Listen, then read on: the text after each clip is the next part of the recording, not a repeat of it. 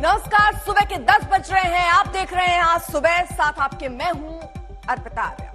अतीक अहमद पर पल पल की जानकारी आपको देंगे, क्योंकि थोड़ी देर में कोर्ट में पेशी होनी है और आज फैसले का दिन है। लेकिन उससे पहले इस वक्त की बड़ी खबर, बीजेपी संसदीय दल बैठक में अहम मुद्दों पर मंथन। प्रधानमंत्री नरेंद्र मोदी वहां पर पहुंच चुके हैं। गडकरी, पीयूष गोयल, अमित शाह और जेपी नड्डा भी वहां पर मौजूद हैं। 3 राज्यों में जीत पर पीएम का स्वागत यहां हुआ। भारत माता जय के नारे भी गूंजे। बीजेपी संसदीय दल की ये बैठक, जहां पर जब प्रधानमंत्री पहुंचे तो किस तरीके से उनका स्वागत हुआ। जेपी नड्डा ने हार पहनाकर उनका अभिनंदन।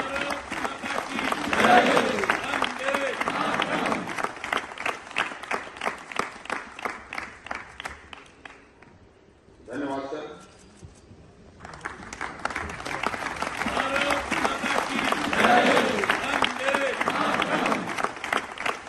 हिमांशु मिश्रा हमारे साथ, हमारे सहयोगी इस वक्त जुड़ चुके हैं। हिमांशु, बीजेपी संसदीय दल में किन किन बातों पर मंथन? देखिए, बिल्कुल भारतीय जनता पार्टी की ये जो बैठक है, सबसे पहले आज प्रधानमंत्री नरेंद्र मोदी को जो है वो उनका स्वागत किया गया और उनको बधाई दी गई। जो 3 राज्यों के चुनाव हुए थे, त्रिपुरा, मेघालय और नागालैंड में, उसमें जिस तरीके से पार्टी को बढ़त मिली और जीत मिली। त्रिपुरा में एक बार फिर से सरकार बनाई, नागालैंड में उन्होंने गठबंधन की सरकार को बनाया और साथ ही साथ मेघालय में भी गठबंधन की सरकार में भारतीय जनता पार्टी शामिल हुई है। अब उसके बाद राहुल गांधी का डिस्क्वालिफिकेशन हुआ और उस पर राहुल गांधी ने जिस तरीके से मोदी सरनेम को लेकर अटैक किया था, भारतीय जनता पार्टी लगातार जो है वो ओबीसी को लेकर कह रही है कि ओबीसी समाज का उन्होंने जो है अपमान किया। उसी को लेकर आज प्रधानमंत्री नरेंद्र मोदी का भी जो है संबोधन हो सकता है। बीजेपी की जो संसदीय पार्टी की बैठक चल रही है और इस बैठक के अंदर प्रधानमंत्री की तरफ से या बीजेपी अध्यक्ष की तरफ से कहा जा सकता है कि सभी सांसद अपने अपने क्षेत्रों में जाएं और ओबीसी समाज को बताएं कि राहुल गांधी ने किस तरीके से जो है वो ओबीसी समाज का अपमान किया है मोदी सरनेम को चोर कहकर। तो कहीं ना कहीं भारतीय जनता पार्टी इस कड़ी में आगे रहना चाहती है, वो किसी भी तरीके से बैकफुट पे नहीं जाना चाहती है राहुल गांधी के मामले को लेकर। और इसीलिए आप देखेंगे कि आज भारतीय जनता पार्टी ने अपने ओबीसी सांसदों की बैठक बुलाई है। उनका डिनर है, जेपी नड्डा उसमें रहेंगे। और जहां तक मेरी जानकारी मुझे मिल रही है, 6 तारीख को हरियाणा के अंदर जेपी नड्डा जो है की एक बैठक कर सकते हैं। ठीक है हिमांशु, नजर बनाए रखिए, पल पल की अपडेट आपसे लेते रहेंगे। और इसी बीच बड़ी खबर, इलाहाबाद की नैनी सेंट्रल जेल के बाहर जबरदस्त हलचल है। किसी भी वक्त नैनी जेल से अतीक को लेकर निकल सकती है पुलिस। कोर्ट के बाहर रैपिड एक्शन फोर्स की तैनाती भी कर दी गई है। नैनी जेल से कोर्ट तक के रूट पर भारी पुलिस फोर्स तैनात है। 3 एसीपी की तैनाती की गई है। 300 से ज्यादा पुलिसकर्मी वहां मौजूद हैं। पीएसी जवानों की भी तैनात है। सुबह 11 बजे का वक्त तय किया गया है अतीक की पेशी का। तो अब किसी भी वक्त अतीक को लेकर पुलिस निकल सकती है। नैनी सेंट्रल जेल में वो मौजूद है। साबरमती जेल से प्रयागराज लाया गया था उसको, और प्रयागराज में नैनी जेल में हाई सिक्योरिटी बैरक में उसे रखा गया। और अब क्योंकि कोर्ट में उसकी पेशी है, उमेश पाल अपहरण का ये मामला है। 17 साल ये सुनवाई चली और आज फैसले का दिन है। 364A इसमें धारा लगी है, जिसमें मैक्सिमम सजा उम्र कैद और फांसी की है। ऐसे में देखना होगा कि आज कोर्ट क्या सजा अतीक को सुनाता है। लेकिन थोड़ी देर में उसकी पेशी होनी है। लेकिन इससे पहले डर वो जरूर गया है। वो बार बार वीडियो कॉन्फ्रेंसिंग के जरिए पेशी की बात कर रहा है। आगे जो भी उस पे और केसेस जो है उसमें वीडियो कॉन्फ्रेंसिंग की बात कर रहा है, उत्तर प्रदेश में न लाने की बात कर रहा है। तो एक डर तो उसके अंदर है। लेकिन आज फैसला क्या आता है, उससे आगे इसका भविष्य तय होगा। और ये बहुत महत्वपूर्ण फैसला, 11 बजे पेशी होनी है कोर्ट में और किसी भी वक्त पुलिस नैनी जेल से इसे कोर्ट तक ले जाएगी। प्रयागराज कोर्ट के बाहर रैपिड एक्शन फोर्स के जवानों की तैनाती की गई। हमारे संवाददाता समर श्रीवास्तव ने कोर्ट के सुरक्षा इंतजामों का जायजा लिया। प्रयागराज के एमपी एमएलए कोर्ट में आज अतीक अहमद और अशरफ को पेश होना, उसको लेकर सिक्योरिटी बढ़ा दी गई है और आरएएफ के जवान अब यहां पर तैनात कर दिए गए हैं। एक बस आप देख सकते हैं यहां पर राइट कंट्रोल व्हीकल यहां पर आ चुका है और राइट कंट्रोल व्हीकल के अलावा यहां पर जो लोकल पुलिस यहां की है वो यहाँ पर तैनात कर दी गई है। बैरिकेड्स को अंदर ले जाया जा रहा है और ये देख सकते हैं आप कि इनके हाथों में इस तरह की रस्सी है। इससे ये पूरा कवर करेंगे एरिया, जिससे मीडिया पर्सन्स अंदर ना जाएं और सिक्योरिटी के लिहाज से इंपॉर्टेंट है। अगली तस्वीर आप सामने चलिए हमारे साथ, आपको नीले ड्रेस में आरएएफ के जवान नजर आ रहे होंगे। इनको यहाँ पर लाया गया है। जो राइट कंट्रोल व्हीकल है जिसको आप यहाँ देख सकते हैं, ये आ चुका है और ये सारे आरएएफ के जवान यहाँ पर फिलहाल सिक्योरिटी रीजंस की वजह से तैनात कर दिए गए हैं। यहाँ पर आप तस्वीरें देखेंगे तो आरएएफ के जवानों को यहाँ तैनात कर दिया गया है और ये जो वज्र वाहन है जिसे राइट कंट्रोल व्हीकल कहते हैं, इसको भी यहाँ पर लगाया जा रहा है। देख सकते हैं आप, वज्र वाहन इसको यहाँ पर लगाया जा रहा है और अब इससे जो जवान हैं आरएएफ के वो यहाँ उतरेंगे। सिक्योरिटी अभी तक खाली यूपी पुलिस और यूपी एसटीएफ के हाथों थी, पर अब आप देखेंगे इस बस से आपको विजुअल्स दिखाएंगे कि किस तरह से एक आपको पुलिस की बस यहाँ पर नजर आएगी तो वहीं दूसरी आरएएफ जवान जहाँ पर उतर रहे हैं उनकी जो टुकड़ी है वो मैं आपको दिखाऊंगा कि किस तरह से आरएएफ के जवानों की टुकड़ी यहाँ पर आ चुकी है और सिक्योरिटी यहाँ पर बढ़ा दी गई है। तो समर्थ जिनकी रिपोर्ट आप देख रहे थे, समर्थ हमारे साथ जुड़ भी चुके हैं। थोड़ी देर में कोर्ट में पेश करना है अतीक को, क्योंकि आज 11 बजे पेशी थी और उसके बाद फैसला होना है और देखना होगा कि क्या फैसला आता है। खास सहयोगी इस वक्त हमारे साथ जुड़ चुके हैं, अरविंद ओझा हमारे साथ जुड़ चुके, रवीश पाल है, समर्थ हमारे साथ कोर्ट के बाहर से मौजूद है, उमेश पाल के घर के बाहर इस वक्त चित्रा मौजूद है हमारे साथ, हमारे सहयोगी चित्रा। उमेश पाल का परिवार आज क्या आस लगाए बैठा है? देखिए, उमेश पाल के परिवार को यही उम्मीद है कि कोर्ट की ओर से फांसी की सजा का ऐलान किया जाएगा। इस वक्त उमेश पाल की जो पत्नी है वो अंदर मौजूद है। जो बड़ी जानकारी निकलकर सामने आई है, फिलहाल परिवार का कोई सदस्य कोर्ट नहीं जा रहा है। उमेश पाल के जो भांजे हैं, कोर्ट में सिर्फ उन्हीं की मौजूदगी होगी। घर में महिलाएं हैं, उनकी मां है। जब हमने उनसे बातचीत की तो हम सब ने देखा किस तरह से रो रो कर उनका बुरा हाल हो रहा है। वो बेहद बुजुर्ग भी हैं, तबियत भी उनकी खराब है, लेकिन फांसी की सजा की मांग वो कर रही है अतीक अहमद और उसके भाई अशरफ के लिए। वहीं परिवार के बाकी लोग भी, उनकी पत्नी अंदर है, कुछ मीडिया कर्मियों से बातचीत कर रही हैं, लेकिन परिवार के लिए आज का दिन काफी ज्यादा अहम। ये उमेश पाल जी का घर है जहां पर मेरी मौजूदगी है। सत्या, हम चलेंगे, आपको बताते चले कि इस हिस्से को अगर आप देखेंगी अर्पिता, तो यहाँ पर 2 गेट हैं। एक ये छोटा वाला गेट जो अभी मीडिया कर्मियों के लिए खोला गया था, एक ये बड़ा वाला गेट है। इसको अभी बंद करके सुरक्षा कारणों की वजह से रखा गया है। लेकिन आपको हम दिखाना चाहेंगे कि दरअसल 24 फरवरी को उमेश पाल की हत्या किस तरह से की गई थी, उसके बारे में आपको जानकारी दे दें। इस गेट को अगर मैं खोलूंगी, ये घर का बड़ा दरवाजा है, ये बिल्कुल सामने एक पतली सी गली है और आपको बताते चले कि उमेश पाल के इसी घर के ठीक बाहर यहाँ पर जमकर बम चले थे। 24 फरवरी को जमकर बमबाजी हुई थी। सत्य, जरा यहाँ की तस्वीरें आप दिखाई देखिए। यहाँ पर उनका नेम प्लेट जया सदन लिखा हुआ है और यहाँ पर उमेश पाल का नाम भी लिखा हुआ है, एडवोकेट हाई कोर्ट, इस तरह से करके रखी गई है, उनकी बातें रखी गई थी।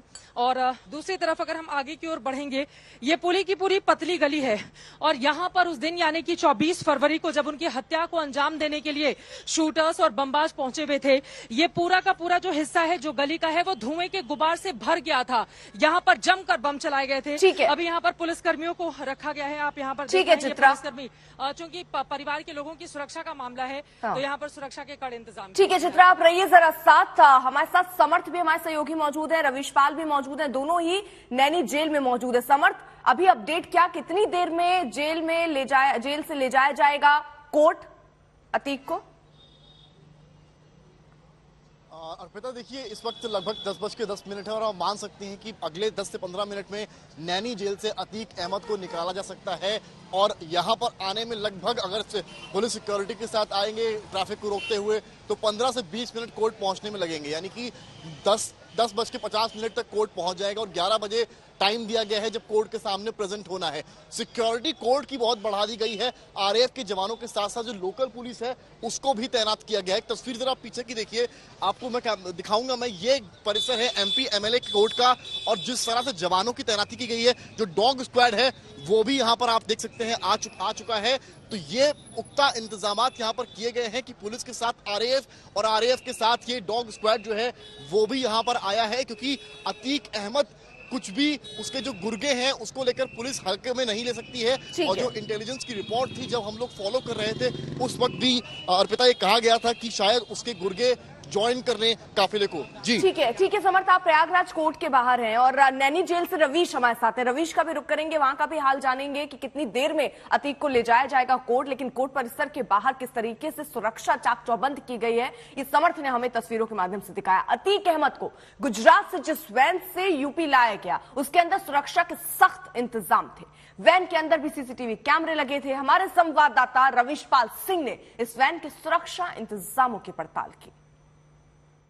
अतीक अहमद को गुजरात की साबरमती जेल से उत्तर प्रदेश की नैनी जेल तक लाया गया, लेकिन अब हम आपको वो वैन दिखाते हैं जिस वैन में अतीक अहमद को लाया गया था। यही वो वैन है। आपने बाहर से इस वैन को पूरे सफर के दौरान देखा होगा, क्योंकि हम लगातार इस वैन के साथ चल रहे थे जब तक कि वो ये उत्तर प्रदेश की नैनी जेल तक, प्रयागराज तक उसको लेकर के नहीं आ गए। लेकिन अब हम उस वैन के भीतर मौजूद है जिस वैन में अतीक अहमद ने गुजरात की साबरमती जेल से लेकर नैनी जेल तक का पूरा सफर तय किया था। हम आपको बताएं कि ये कोई मामूली पुलिस वैन नहीं है। इसमें आप देखें तो पूरे सीसीटीवी कैमरे के साथ इसकी पूरी निगरानी होती रही थी और पल पल की मूवमेंट जो है इसकी, वो यहाँ लखनऊ में बैठ करके तमाम वरिष्ठ अफसरों ने पुलिस के उस पूरे मूवमेंट को देखा था। ये देखिए, आप देख सकते हैं, ये एक सीसीटीवी कैमरा यहाँ पे लगा हुआ है और इससे पूरी नजर रखी जा रही थी। अतीक अहमद जब अंदर था, ये कवर आपने देखे होंगे, ये कवर पूरी तरीके से ढक दिए गए थे और इसके भीतर क्या हो रहा है ये हलचल किसी को नहीं पता चल पा रही थी। और ये एक दूसरा सीसीटीवी कैमरा यहाँ पे लगा है, यानी दोनों ही तरफ सीसीटीवी कैमरे जो हैं वो इस पुलिस वैन में लगे हुए हैं, ताकि इसके भीतर की जो पल पल का जो घटनाक्रम है वो न केवल रिकॉर्ड होता रहे, बल्कि इसकी लाइव स्ट्रीमिंग भी जो है वो यूपी में बैठे हुए तमाम बड़े अफसर जो है वो देख सकते थे। इन्हीं में से इस वैन के भीतर की हम एक को बता दें कि ये जो वैन है, इसके बाद सुरक्षा के जो कड़े बंदोबस्त किए गए थे उसके मुताबिक इस वैन के अंदर जहां पे अतीक था उसके बाद ये एक और गेट है जिस गेट को अगर आप देखें तो बंद कर दिया गया था।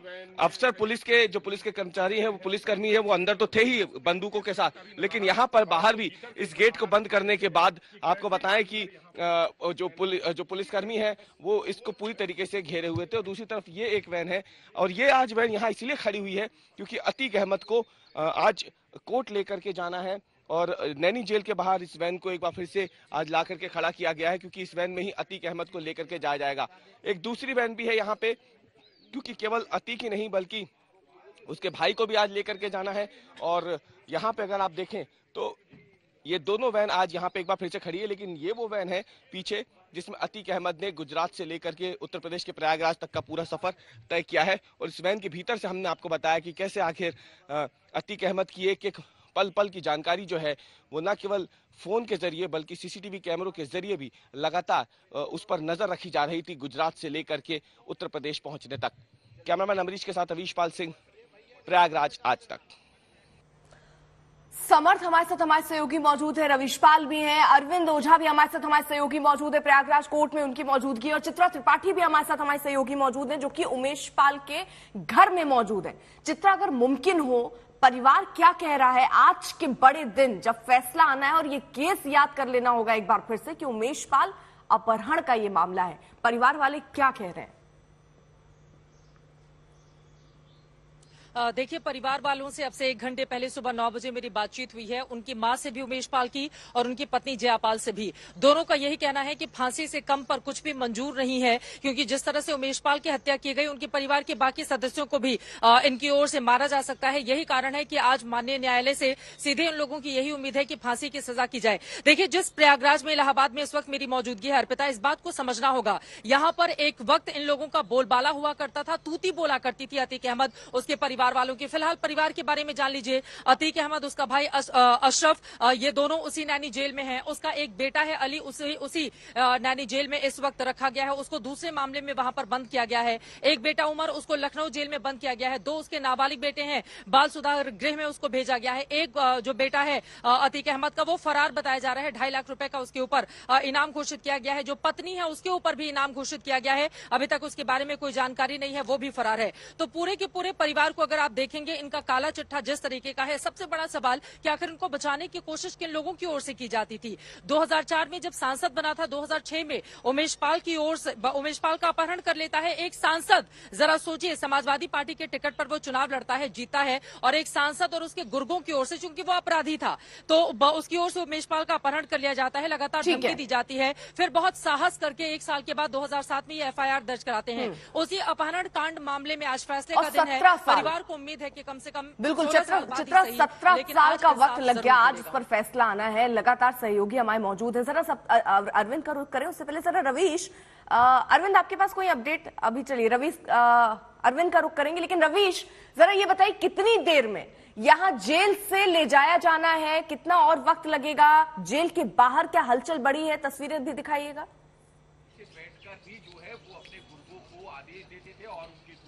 बिल्कुल, देखिए समय क्योंकि कोर्ट में तो 11 बजे का है और जेल में अगर हम बात करें तो लगभग तैयारियां पूरी हो चुकी है। आपने एक रिपोर्ट अभी देखी होगी कि किस तरीके से यहाँ पे पुलिस वैन पहुंच चुकी है जिसमें अतीक को लेकर के यहाँ से कोर्ट लेकर के जाना है। लेकिन हम आपको वो तस्वीर भी दिखाते हैं कि कैसे पुलिस की तैनाती लगातार बढ़ती जा रही है। महज 5 मिनट पहले यहाँ पे पुलिस के कई वरिष्ठ अफसर आए हैं। मैं चाहूंगा मेरे कैमरा पर्सन से कि वो आपको वो तस्वीरें दिखाएं जो जेल के भीतर इस समय पुलिस बंदोबस्त की है। देखिए पुलिस की गाड़ी यहाँ पे लग चुकी है जो एस्कॉर्ट करते हुए अतीक अहमद के काफिले को जेल की तरफ लेकर के जाएगी। आपको दिखाएं हम तो पुलिस के तमाम बड़े अफसर और बड़ी संख्या में पुलिसकर्मियों की तैनाती जो है यहाँ पे हथियारबंद पुलिसकर्मी जो है उन्हें तैनात किया गया है, जो कि इस पूरे काफिले को जब तक की कोर्ट ना पहुंच जाए अतीक अहमद उसे लेकर के यहाँ से जाएंगे। पुलिस की जो वैन है वो पहले ही यहाँ पे आकर के खड़ी कर दी गई थी, उसमें अतीक को लेकर के जाया जाएगा। और इसके बाद अगर हम बात करें तो ये पुलिसकर्मी जो आप देख रहे हैं ये जेल के भीतर की तस्वीरें हैं और यहाँ से बाहर जब निकलेंगे तो चप्पे चप्पे पर पुलिस का कड़ा पहरा होगा जब तक की कोर्ट अतीक अहमद पहुंच ना जाए।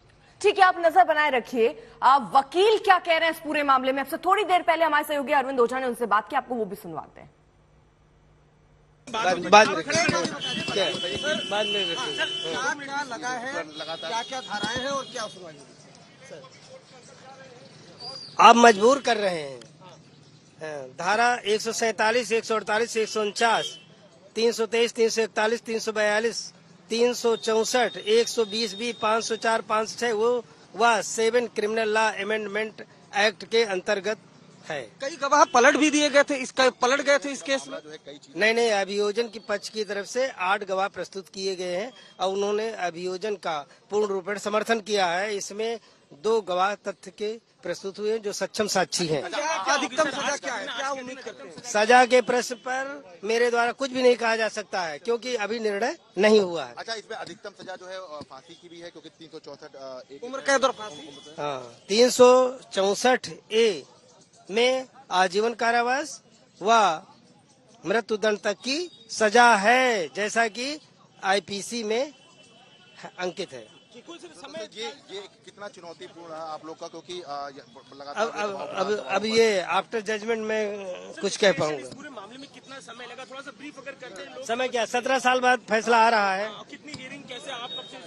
हाँ, अब ये सब कुछ कहना अभी मुश्किल। सर, एक प्रश्न, आज तक पे लाइव हूँ, 1 मिनट के लिए आप हमारे साथ सरकारी वकील हैं, उनसे हम बात करने की कोशिश करते हैं। सर, क्या क्या धाराएं लगाई, कितने साल की सुनवाई? अभी मैंने धारा बता तो दिया, अब बार धारा आप पूछेंगे। क्या धाराएं लगाई गई?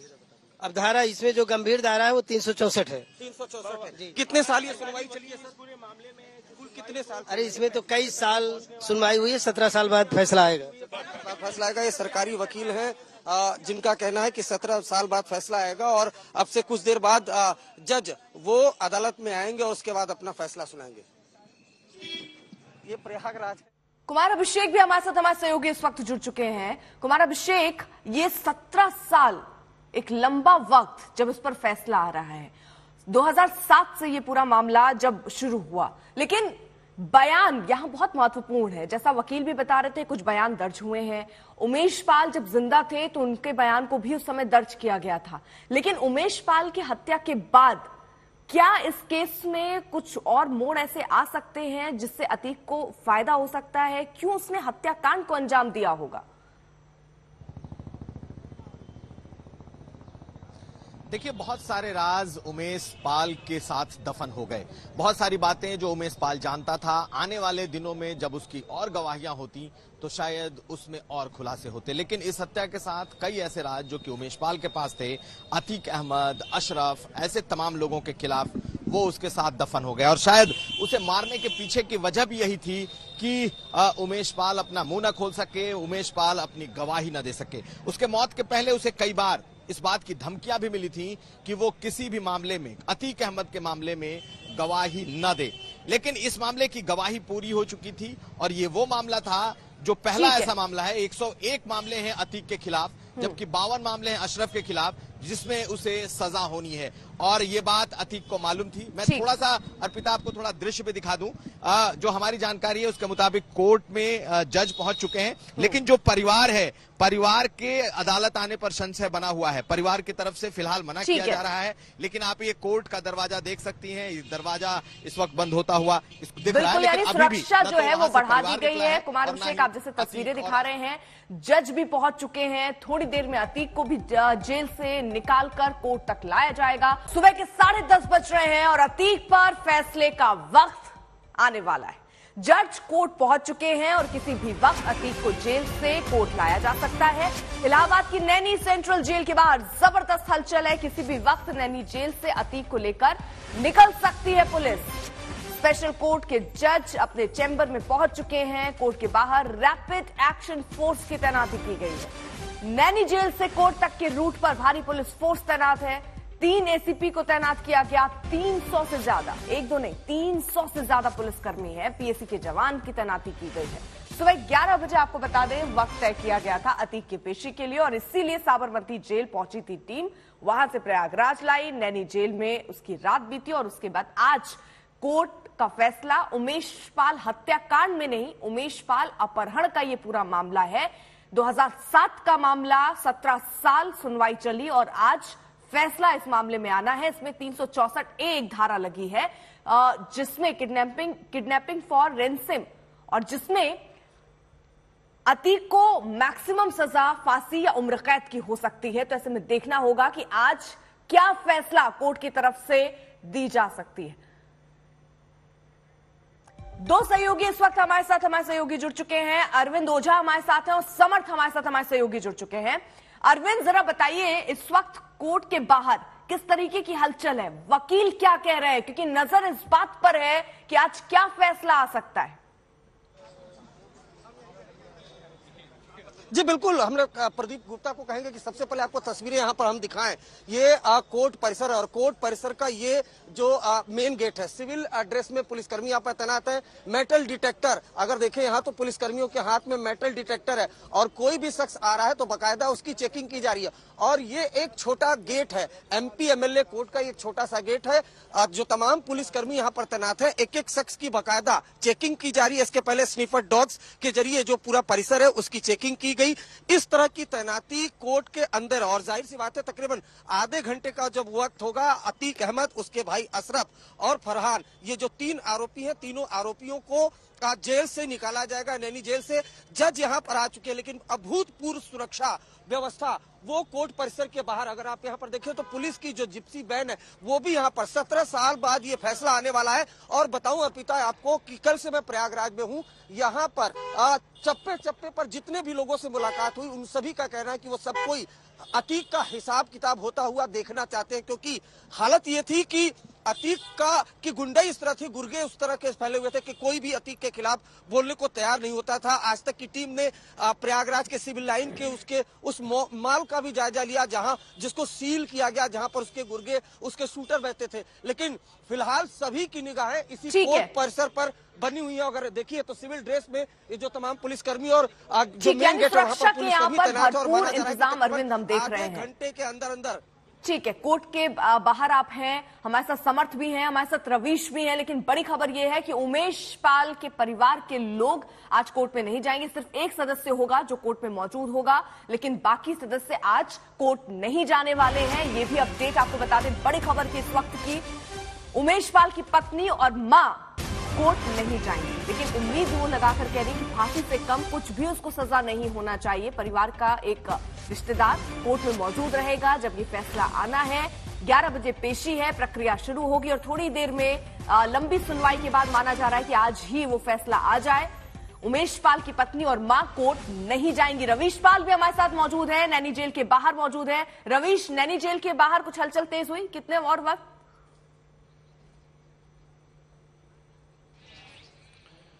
अर्पिता, नैनी जेल में अगर हम बताएं तो यहाँ पे हलचल तो काफी पहले से ही बनी हुई थी, लेकिन अब जो है पुलिसकर्मियों की संख्या तेजी से बढ़ गई है। मैं चाहूंगा मेरे कैमरा पर्सन से वो दिखाएं आपको अंदर की तस्वीरें, जहाँ पे इस वक्त बड़ी संख्या में पुलिसकर्मियों ने, एक तरीके से देखा जाए तो उस पूरे इलाके को अपने कब्जे में ले लिया है जहां से होकर के ये काफिला निकलना है। ये तस्वीरें सामने आप देख सकते हैं। एस्कॉर्ट वाहन जो है पुलिस का वो भी लग चुका है। और इसके अलावा मैं चाहूंगा मेरे कैमरा पर्सन की थोड़े अंदर से आकर के इस तरफ से आपको वो तस्वीर दिखाएं, ताकि और ज्यादा बेहतर तरीके से आप देख सके कि अंदर किस तरीके से वो गेट जहां पे अंदर गाड़ी गई थी, नैनी जेल के भीतर जहां पे वो गाड़ी लेकर के गए थे अतीक अहमद को लेकर के, जिस गेट से गए थे उस गेट से लेकर के यहाँ जिस गेट से उसे लेकर के बाहर निकलना है, वहां पे किस तरीके से यहाँ पे सुरक्षा को बढ़ा दिया गया है। ये जो तस्वीरें हैं यही हम दिखाने के लिए यहाँ पे सुबह से मौजूद है कि ये देखिए वो आप देख सकते हैं पुलिसकर्मी, इस वो गेट है, मुख्य गेट है जहां से अतीक अहमद की वैन जो है वो बाहर निकलेगी, क्योंकि वो वैन अंदर की तरफ लगा दी गई है। उसी में अतीक अहमद को बैठाया जाएगा और वहीं से बाहर की तरफ उसे लेकर के ये जो सामने आप गेट, जो सफेद कलर की वैन देख रहे हैं, इस सफेद कलर की वैन में यहाँ से ये एस्कॉर्ट करके अतीक अहमद को जो है वैन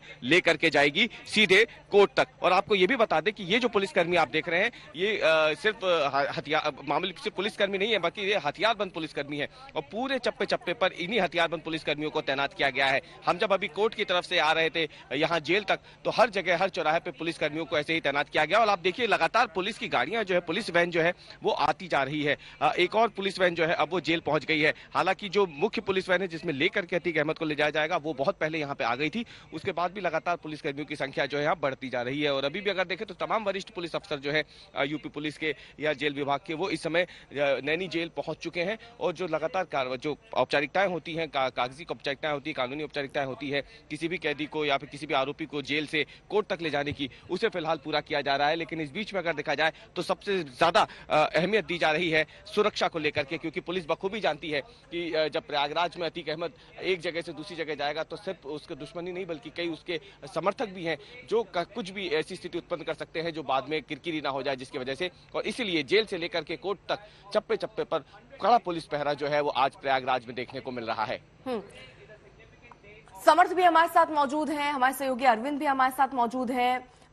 समर्थ, क्योंकि ये फैसले का दिन है, लेकिन आज जो फैसला आएगा क्या अभी भी तो पॉसिबिलिटीज हायर कोर्ट में अप्लाई करने की है, याचिका डालने की तो रहेगी अतीक की, तो कितनी मुश्किलें आज बढ़ सकती हैं इस फैसले के बाद अतीक की? देखिए, अतीक अहमद की मुश्किलें जरूर बढ़ेंगी और जैसा कि आपने कहा अपर कोर्ट में बहुत ऑब्वियस सी बात है, उनके वकील जा सकते हैं। जिस वक्त साबरमती से निकाला जा रहा था उस वक्त भी सुप्रीम कोर्ट के ऑर्डर का हवाला वकील वहां पर दे रहे थे और यही मतलब था कि अतीक अहमद को निकालने का समय 3 था और निकालते निकालते 5:45 बज गया था। पर अभी की अगर आप अपडेट कहेंगे तो यहाँ जहां से मैं रिपोर्ट कर रहा हूँ ये कोर्ट लोकल कोर्ट है प्रयागराज का और यहाँ से लगभग 10 किलोमीटर का रास्ता है नैनी जेल का। यानी कि नैनी जेल से जब वहां से काफिला चलेगा तो उसको 10 किलोमीटर कवर करना पड़ेगा यहाँ पर आने के लिए। आप अगर यूजुअल देखेंगे तो 10 किलोमीटर कवर करने में प्रयागराज के जाम को देखते हुए 20 से 25 मिनट लगते हैं, पर जब पुलिस एक पैसेज से लाएगी तो ये माना जा सकता है पुलिस रूट क्लियर करवाते हुए लाए तो इस केस में 15 मिनट में नैनी जेल से लगभग 10 किलोमीटर का सफर तय करके पुलिस पूरे काफिले के साथ ला सकती है। सबसे बड़ी बात यहाँ पर यह है कि अतीक के जो समर्थक हैं या गुर्गे हैं वो बीच में कोई अड़चन ना डाले, क्योंकि इस तरह के केसेस उत्तर प्रदेश में पहले भी हुए हैं। जब गैंगस्टर्स कोर्ट में प्रेजेंट होते हैं उस वक्त इस तरह की वारदात अक्सर होती रही है, वो यूपी का इतिहास रहा है। तो इस तरह की चीज ना हो इसके लिए एक तो यहाँ पर तैनाती करी गई है आरएएफ जवानों की, यूपी पुलिस के जवानों की, तो वहीं नैनी जेल जहां पर हमारे सहयोगी हैं मौजूद है वहां पर। और यही नहीं, जो रूट पूरा जिस रूट से निकलना है काफिला उस रूट पर भी पुलिस को लगाया गया है, जिससे कि कोई अड़चन बीच में आती है या कोई रोकने का प्रयास करता है, अतीक को छुड़ाने का प्रयास करता है, इस तरह की गतिविधि करता है तो उसके लिए फोर्स प्रॉपर तैयार की गई है। उनके पास जो हथियार हैं वो आधुनिक हैं, बुलेट प्रूफ जैकेट्स हैं, जैसा कि अभी डॉग स्क्वाड भी मैंने आपको दिखाया कि किस तरह से यहाँ पर आकर चेकिंग करी गई है। तो ये जो 10 किलोमीटर का रास्ता होने वाला है ये बेहद अहम होने वाला है, क्योंकि उस वक्त अतीक जेल से निकलेगा और कोर्ट कोर्ट में आएगा प्रयागराज के रास्तों से होते हुए। ठीक है समर्थ आप रहिए, नजर बनाए रखिए, पल पल की अपडेट हम आपसे लेते रहेंगे। और रवीश, जैसे कोई हलचल हो जेल के बाहर आप इशारा कीजिएगा, वहां की तस्वीरें भी दिखाएंगे, क्योंकि थोड़ी देर में अतीक को यहां से ले जाया जाएगा कोर्ट में और कोर्ट में पेशी है। जज पहुंच चुके हैं और आज फैसले का दिन है। लेकिन इन सब के बीच परिवार आस लगाए बैठा है कि उमेश पाल को इंसाफ मिले। परिवार के लोगों से खास बातचीत की है, जरा सुनिए। देखिए, इस परिवार के लिए 16 सालों के बाद इंसाफ की उम्मीद जगी है। एक पत्नी और एक मां के आंसू रुकने का नाम नहीं ले रहे हैं। परिवार के साथ इस वक्त मेरी मौजूदगी है, उनसे बातचीत करते हैं। जयापाल हमारे साथ हैं, उनकी मां की तस्वीर भी दिखा दीजिए आप सत्या। एक मां और एक पत्नी के लिए आज कितना बड़ा दिन है, लेकिन इंसाफ की कितनी बड़ी लड़ाई इन लोगों ने लड़ी है।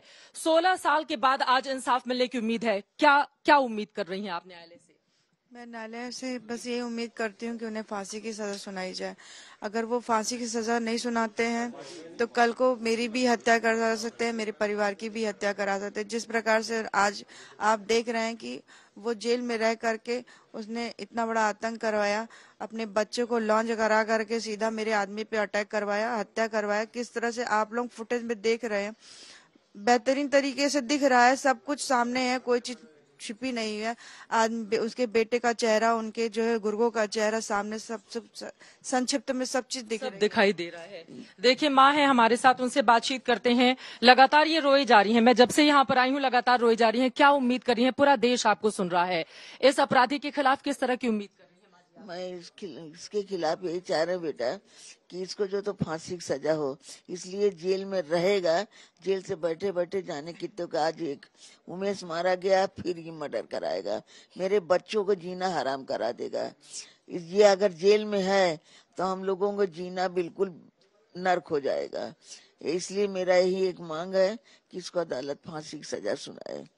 एक माँ और एक पत्नी कितनी लंबी लड़ाई लड़ रही थी, आप जरा सोचिए। पल पल का खतरा इस पूरे परिवार पर बना हुआ था। ये लगातार रोई जा रही हैं। जब अपने कलेजे का टुकड़ा पास में नहीं रहे, ये बता रही थी जिस दिन उमेश पाल की हत्या की गई थी, पैर छूकर वो बाहर गए थे, उसके बाद खबर आई आपके पास? खबर नहीं बेटा, जैसे ही द्वारे पे वो गाड़ी रोकी, तड़ाक तड़ाक बोला बम बम, तो हम दरवाजा खोले, इतना धुआं था कि मेरे समझ में नहीं आया कि हो क्या रहा है। अब उसके बाद बस भागा बच्चा, हम ऐसे डेरी खड़े थे वो वाले मकान पे, अंदर घुसा, उसने आवाज दी अम्मा, हम भागे, बस ऐसे लपटा दोनों हाथ से, बोला अम्मा मार डाले है साले। बस उसके बाद सोफा वहाँ कमरे में, उसी सोफे पे गिर गया।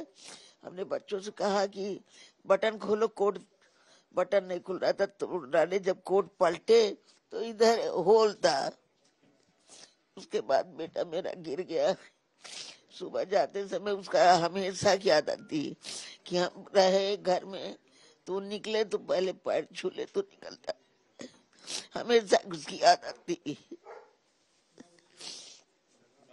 हाँ, उस दिन में बैठे थे, हम बैठे, ऊपर से आया, पैर छुआ और पैर छू करके चला गया। वो थे। क्या उम्मीद क्या कर रही हैं? हम उम्मीद यही कर रहे हैं कि मेरे ये दोनों जो है फांसी की सजा इनको सुनाई जाए, ताकि मेरे बेटे के हमारी आत्मा को संतुष्टि मिले, मुझे भी आगे जीने का सहारा, मेरे आत्मा को संतुष्टि मिले। नहीं, ये फांसी नहीं हुई, मेरे परिवार को बहुत लंबा खतरा पहुंचाएगा। परिवार के आंसू रुकने का नाम नहीं ले हैं। उनकी पत्नी से बातचीत करते हैं। आपके 2 छोटे छोटे बच्चे हैं, कौन है परिवार में, कौन कौन है, कुल कितने लोग हैं?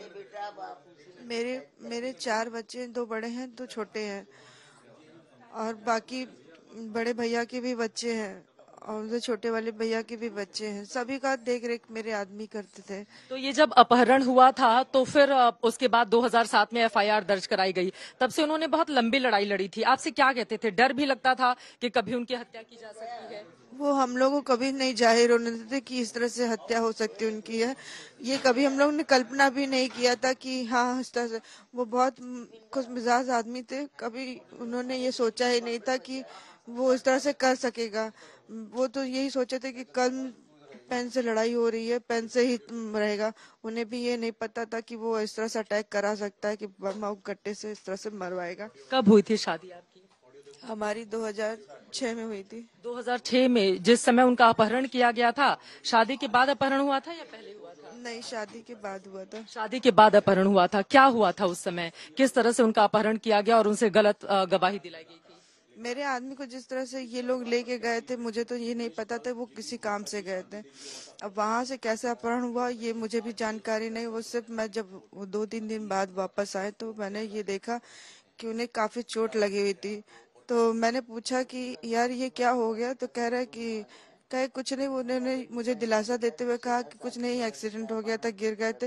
तो मैंने कहा बताना चाहिए था, तुम क्यों इस तरह से? क्या मैं यार तुम परेशान क्यों हो रही हो, मैं ठीक हूँ, सब सही हो जाएगा, मैं हूँ ना। तो उनके साथ जब मारपीट हुई थी, उनका अपहरण किया गया था, वो घर आए थे तो चोट लगी थी उनको? जी हाँ, उनको चोट लगी। तो उन्होंने घर वालों को नहीं बताया कि आप लोग परेशान होंगी? उन्होंने बताया मुझे कि उन्होंने क्या बताया, किसने अपहरण किया, क्या बताया था? ये सब मुझे नहीं बताया गया, लेकिन हाँ उन्होंने यही कहा कि अतीक अहमद अशरफ नाम का आदमी जो है इस तरह से मेरी यानी उन्होंने करवाया है। और बाद में समाचार में ये सब सुना भी उन्होंने जब बयान दिया था। तो 2007 में जब एफआईआर हुई थी, आप लोग को डराया धमकाया भी गया होगा? मैम जाने दीजिए, मुझे जाने। अभी कोर्ट जाना है आपको? जी।